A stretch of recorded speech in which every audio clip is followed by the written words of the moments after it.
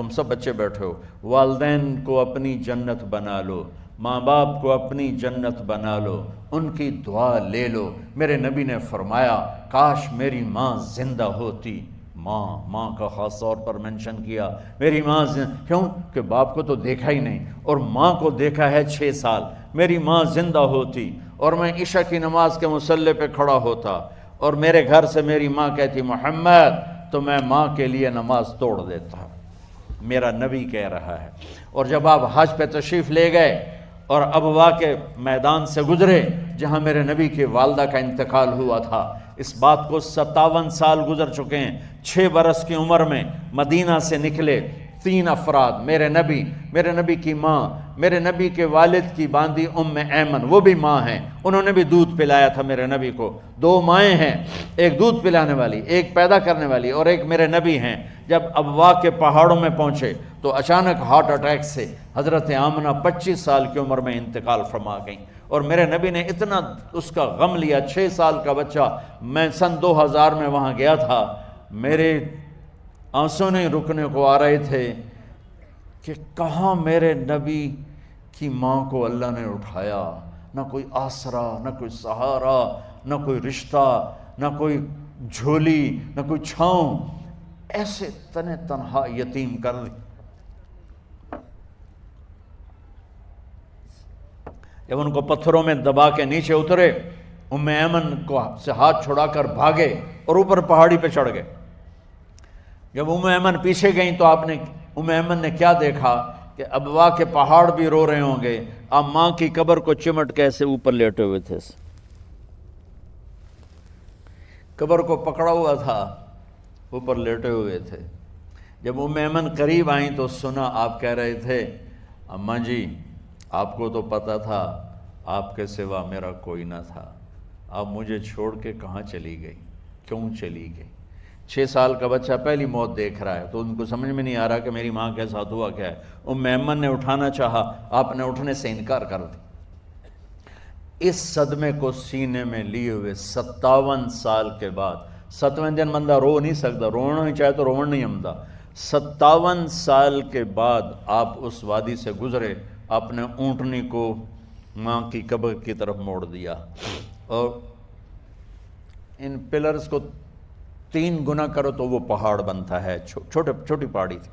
اونٹنی کو نیچے بٹھایا، اوپر پہاڑ پر گئے، اور یہ مجھے دیکھو، یوں آپ نے گھٹنے کھڑے کیے ماں کی قبر کے سرانے، اور یہ ہاتھ یہاں رکھے، اور پھر سر دیا اپنے گھٹنوں میں یوں، پھر رونا شروع کیا۔ اتنا روئے، اپریل کا مہینہ تھا، دھوپ سر پہ پڑ رہی تھی، ہم تو ٹھنڈی دھوپ میں بیٹھے ہیں، شدید دھوپ میں بیٹھے تھے، اور اس کنڈیشن میں یہ بچوں کا سٹائل ہوتا ہے، جب لمبا رونا ہو تو وہ یوں بیٹھتے ہیں سر اندر دے کر۔ اتنا روئے کہ آپ کی داڑھی ساری آنسوں سے بھر گئی، سینہ تر ہو گیا، احرام تر ہو گیا، اور کئی گھنٹے بیٹھ کے روتے رہے۔ 2 جہان کے سردار ہو کر تمنا کر رہے ہیں کاش اماں تو زندہ ہوتی، تو مجھے کہتی محمد میں تیرے لیے نماز توڑ دیتا۔ اور میرے نبی نے، یہ بچیاں غور سے سنو، میرے نبی سے پوچھا گیا یا رسول اللہ قیامت کب آئے گی؟ آپ نے فرمایا یہ تو اللہ کو پتہ ہے۔ نے کہا یا رسول اللہ کوئی نشانی بتا دیں؟ تو آپ نے فرمایا جب بچیاں ماؤں کو ذلیل کریں گی تو قیامت آ جائے۔ جب بیٹیاں ماؤں کے ساتھ بدتمیزی کریں گی اور ماؤں کو ذلیل کریں گی تو قیامت آ جائے گی۔ ایک ماں بیٹی کو میں بھول نہیں سکتا، ماں کے موٹے موٹے آنسو گر رہے تھے، اور بیٹی ماں سے کہہ رہی تھی بھوک نہیں، ہماری اپنی پنجابی زبان، بھوک نہیں، اوئے ہوئے ہوئے ہوئے، یہ تو ہم نوکر کو کہتے ہوئے ڈرتے ہیں، وہ ماں سے کہہ رہی تھی بھوک نہیں، یعنی بکواس نہ کر، روا کے چپ، صرف آنسو اس کے گر رہے تھے ایسا۔ شاید وہ یاد کر رہی تھی کہ 9 مہینے کیسے اس کو میں نے پیٹ میں پالا، جنتے ہوئے کتنی تکلیفوں سے گزری، اور اس کو دودھ پلاتے ہوئے کتنی راتیں میں نے کاٹ کاٹ کے گزاریں، اور اس کے پیشاب دھوتے ہوئے کتنی دفعہ میں سردی میں ٹھٹھری، اور آج یہ مجھے کہہ رہی ہے بھوک نہیں۔ اس لیے میرے نبی نے فرمایا جس نے ماں باپ کو دکھ دیا، سنو غور سے بچوں سارے سنو، جس نے ماں باپ کو دکھ دیا اس پہ اللہ کی لعنت، اس پہ فرشتوں کی لعنت، اس پہ زمین آسمان کی لعنت، نہ ان کی نماز قبول ہے، نہ روزہ قبول ہے، نہ صدقہ قبول ہے۔ میرے نبی کی زندگی کا دوسرا روپ حقوق العباد، نماز حقوق اللہ میں آ جاتی ہے، میں حقوق العباد کی تھوڑی سی وضاحت کر رہا ہوں۔ ماں باپ زندہ ہیں تو دعا لے لو۔ والدین سے کہتا ہوں بچوں کو عزت دو، جہاں اولاد ماں باپ کے حقوق ہیں وہاں اولاد کے حقوق ہیں، اولاد کو عزت دو، اولاد کو عزت دو، اولاد کو عزت دو۔ بہت سی اولاد کی نافرمانی کا ذریعہ ماں باپ بن رہے ہیں، سختی کر کے، زبردستی کر کے اور ٹھونس کر چیزیں نوکروں کی طرح سلوک کر کے۔ میرے نبی کے گھر میں جب بیٹی فاطمہ ملنے کے لیے آتی تھیں تو میرے نبی بیٹھے نہیں رہتے تھے، یا اب چیئر پہ بیٹھے ہوئے بی بی فاطمہ آ گئی، اب زمین پہ بیٹھے ہوئے ہیں بیٹی آ گئی، اب چارپائی پہ لیٹے ہوئے ہیں بیٹی آ گئی۔ میرے نبی کیا کرتے تھے؟ کھڑے ہو جاتے تھے، کھڑے ہو جاتے، ایک دم کھڑے ہو جاتے تھے، اور پھر کھڑے نہیں رہتے تھے، تیزی سے آگے بڑھتے تھے اور حضرت فاطمہ کا ہاتھ پکڑ لیتے تھے۔ یہ والدین غور سے سنو، حضرت فاطمہ کا ہاتھ پکڑ لیتے تھے اور ہاتھ پکڑ کے مجھے دیکھو یوں بوسہ لیتے تھے، بیٹی کا بوسہ لیتے تھے، پھر ہاتھ چھوڑتے نہیں تھے، ہاتھ پکڑے پکڑے لاتے لاتے لاتے ان کو چارپائی پر پہلے بٹھاتے تھے پھر خود بیٹھتے تھے۔ یہ باپ اور رسول ہو کر بیٹی کو یہ عزت دیتے تھے۔ پھر وہ جنت کی عورتوں کی سردار بنی، پھر وہ جنت کے سرداروں کی ماں بنی، پھر وہ اللہ کے شیر کی زوجہ بنی۔ تو والدین سے کہتا ہوں کہ اپنے بچوں کو عزت دو، عزت دو، عزت دو، عزت دو۔ پھر آپ سے زندگی کے بڑے فیصلے ہیں شادی۔ اب لوگ اکٹھے پڑھتے ہو لڑکے لڑکیاں، اپنی شادی کے فیصلے خود نہ کرو، اپنے ماں باپ کے حوالے کرو۔ اس میں شرافت بھی ہے، اس میں برکت بھی ہے، اس میں رحمت بھی ہے، اور اس میں والدین کی دعائیں بھی ہیں۔ کورٹ میرج کو ہوا نہ دو، boy friend girl friend culture ہمارا نہیں ہے۔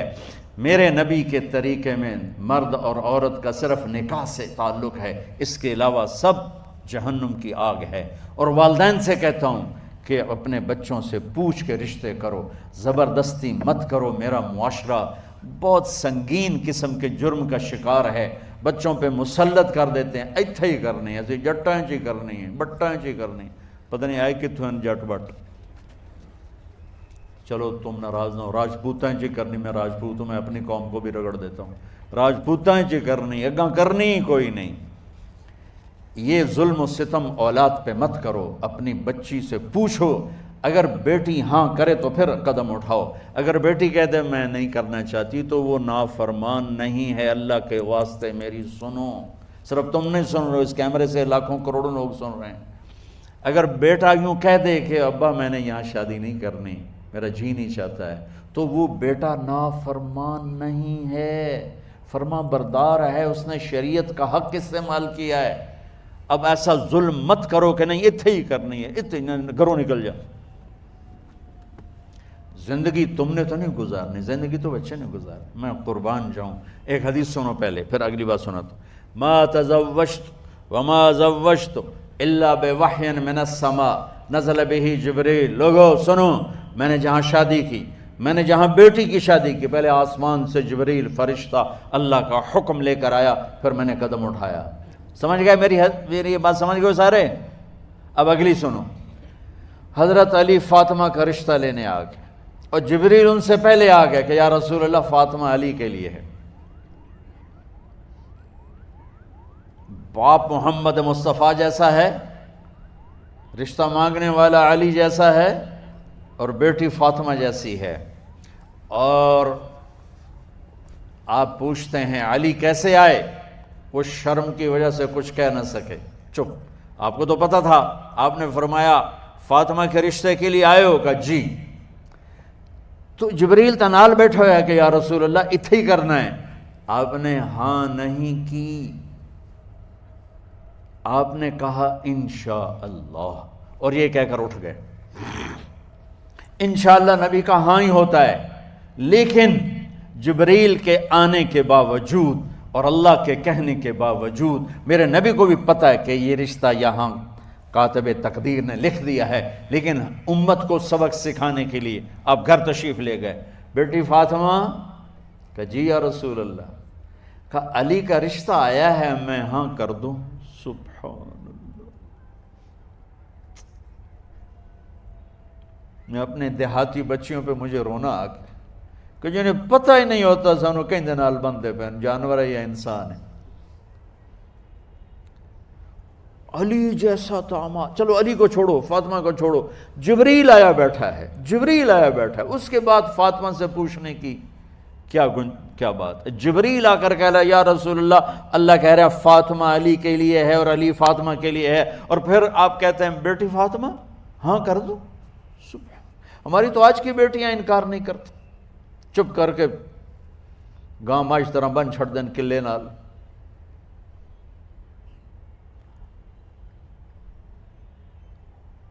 کوئی ان کے اندر کے جذبات کو سننے والا کوئی نہیں ہوتا، اپنی انانیت پر یہ فیصلے کرتے ہیں، اور میرا نبی کہہ رہا بیٹی ہاں کر دو۔ سبحان اللہ۔ آپ کا کیا خیال ہے فاطمہ نے انکار کرنا تھا؟ یہ تو یہ بیٹیاں نہیں انکار کرتی تو فاطمہ نے کہاں کرنا تھا؟ لیکن یہ سبق دینا تھا ان والدین کو جو نادانی کے فیصلے کر کے اولاد کو ہمیشہ ایک ٹھنڈی آگ میں دھکا دے دیتے ہیں۔ حضرت فاطمہ رضی اللہ تعالیٰ عنہا نے جب ہاں کی پھر آپ باہر نکلے۔ اچھا مزے کا واقعہ ہو، حضرت علی اٹھ کے باہر نکلے تو صحابہ باہر کھڑے انتظار کر رہے تھے کہ کیا ہوا۔ حضرت علی کو بھیجنے والے تھے عبد الرحمن بن عوف، پہلے ابو بکر گئے تو آپ نے انکار کر دیا، عمر گئے رشتہ مانگا، آپ نے انکار کر دیا۔ عبد الرحمن بن عوف نے علی سے کہا آپ جائیں، آپ کا رشتہ رد نہیں ہوگا۔ کہنے لگے میرا تو ذاتی گھر بھی کوئی نہیں، مجھے کہاں سے رشتہ ملے گا، میں تو بالکل غریب ہوں۔ کہا نہیں تم جاؤ۔ تو واپس آتے انہوں نے عبد الرحمن بن عوف پہ چڑھائی کر دی، ویکھیا ہے نا تو مینوں گلے آئی، انکار ہو گیا۔ تو صحابہ نے پوچھا کیا ہوا؟ کہا کچھ کہا ہی نہیں، چپ کر کے اٹھ گئے۔ تو عبد الرحمن بن عوف کہنے لگے کچھ بولے صحیح، کہ بس اتنا کہا انشاءاللہ، کہا تو مبارک ہو، نبی کا انشاءاللہ ہاں ہوتا ہے۔ کہا اچھا، تو اتنے میں آپ باہر تشریف لے۔ کہا علی، کہا جی، کہا لو بلاؤ، لوگوں کو بلاؤ۔ ساری مسجد بھر گئی، آپ کے ساری مسجد فل ہو گئی۔ آپ ممبر پہ کھڑے ہوئے علی کو سامنے بٹھایا، کہا لوگو یہ جبریل میرے پاس اللہ کا پیغام لائے ہیں کہ میں فاطمہ بنت محمد کا نکاح علی کے بن ابی طالب کے ساتھ کر دوں۔ پھر آپ نے خطبہ پڑھا اور کہا کہ علی، ہائے ہائے ہائے، میں نے فاطمہ بنت محمد کو 400 درہم مہر کے عوض تیرے نکاح میں دیا، تو نے قبول کیا؟ حضرت علی نے زور سے نعرہ لگایا میں نے قبول کیا، اور سجدے میں چلے گئے، اللہ کا شکر کا سجدہ ادا کیا۔ پھر میرے نبی نے وہیں سارے مجمع کو شہد کا شربت پلایا اور تازہ کھجوریں کھلائیں، اور پھر جب رخصتی ہوئی تو آپ نے حضرت علی سے فرمایا کہ آپ آ کے لے جاؤ۔ پھر آپ نے حضرت ام سلمہ، حضرت حفصہ اور جناب حضرت عائشہ رضی اللہ تعالیٰ عنہ، ان تینوں کو بلا کر فرمایا تمہیں پتہ ہے نا مجھے فاطمہ سے کتنا پیار ہے، تو تم فاطمہ کو دلہن بناؤ، اس کی تیاری کرواؤ، اسے دلہن بناؤ۔ تو ان تینوں نے حضرت فاطمہ کو دلہن بنایا۔ پھر آپ نے حضرت علی کو پیغام بھجوایا، وہ تشریف لائے، اپنی اونٹنی لے کر آئے، حضرت عقیل ساتھ ہے، سلمان فارسی ساتھ ہے، اور دروازے پر اونٹنی بٹھائی، آپ علی کو اندر لے گئے اور یوں فاطمہ کا ہاتھ پکڑ کے علی کے ہاتھ میں دے کر فرمایا علی تمہیں نبی کی بیٹی مبارک۔ سبحان۔ پھر آپ نے کہا میری بیٹی فاطمہ، مجھے اپنے خاندان میں جو سب سے زیادہ محبوب تھا میں نے تیرا ہاتھ اس کے ہاتھ میں دے دیا ہے۔ والدین سے کہتا ہوں اپنے نبی کی زندگی پڑھو۔ میرا درد ہے کہ ہماری ثقافت میں اسلام داخل نہیں ہوا، ہمارے عبادت میں اسلام آ گیا، بہت سارا مجمع مرد عورتوں کا نمازی ہے، حاجی ہے، عمرے کرتے ہیں، لیکن ثقافت میں نبوت کی جھلک دکھائی دے، ثقافت میں اللہ کا نبی دکھائی دے، وہ نہیں ہے۔ زندگی بیت گئی اس انتظار میں، مدت سے لگ رہی تھی لب بام ٹک ٹکی، تھک تھک کے گر گئی نگہ انتظار آج، پتہ نہیں کب صبح ہوگی۔ چلو کہتے تو جائیں مجھے ہے اگرچہ بت ہیں جماعت کی آستینوں میں، مجھے ہے حکم اذان لا الہ الا اللہ۔ والدین کے ذمہ ہے اولاد کو عزت دینا، ان کے سب سے بڑی خواہش میں ان کا احترام کرنا کہ زندگی انہوں نے گزارنی ہے، اور آپ کے ذمہ ہے والدین کے آگے سر جھکا دینا۔ اللہ کے واسطے کورٹ میرجز اور خفیہ شادیاں یہ نہ ہماری ثقافت ہے نہ یہ انسانیت ہے۔ ہمیشہ دکھ دردوں میں زندگی گزرتی ہے کہ اصل زندگی تو موت کے بعد آنے والی ہے۔ تو والدین پڑھیں شریعت کو، اولاد بھی پڑھے اپنے نبی کی زندگی کو۔ ایک شخص حضرت عمر کے پاس آیا ایک بیٹے کو لے کر، کہا امیر المومنین یہ میرا بیٹا بڑا نافرمان ہے اور مجھے بہت تنگ کرتا ہے۔ حضرت عمر کے پاس لاٹھی ہوتی تو انہوں نے یوں اٹھائی، وہ کہنے لگا حضور معافی دیا جائے، ایک میری گل سن لو۔ آپ نے فرمایا کیا؟ کہنے لگا ماں پیو دے بڑے حق ہیں، بالکل ٹھیک ہے، پر کوئی ساڈا حق بھی ہے ماں پیو؟ آپ نے کہا ہاں۔ آپ نے کہا ہاں۔ کہنے لگے ذرا وہ بتا دیں۔ کہا پہلا حق ہے اچھی ماں تلاش کرے، نیک عورت تلاش کرے۔ دوسرا حق یہ ہے نام اچھا رکھے۔ تیسرا حق یہ ہے اس کو قرآن کی تعلیم دے۔ کہا جی پھر سن لو حضرت جی، میرے پیو کو پوچھو اس حبشی عورت نال شادی کر کے مینوں حبشی ماں دیتی، انہوں کوئی عرب ماں ہی نہیں لتی۔ میرا پہلا حق اس مارے ہے۔ دوسرا سن لو، اس نے میرا نام جولان رکھا ہے، جولان گندگی کے کیڑے کو کہتے کہ اس نے میرا نام جولان رکھا ہے۔ اور تری سن لو، اس آج تے مینوں قرآن دی شکل نہیں وکھائی۔ حضرت عمر ہوئی سوٹا وہ دے سر تے پھیر دے کہ پہلے تیری مالش کراں پھر ایدی کر سکتا۔ تو آج کے والدین بھی اپنی اولاد کے بارے میں بہت بہت بہت غافل ہیں، اور اولاد کا بھی حال یہی ہے، چونکہ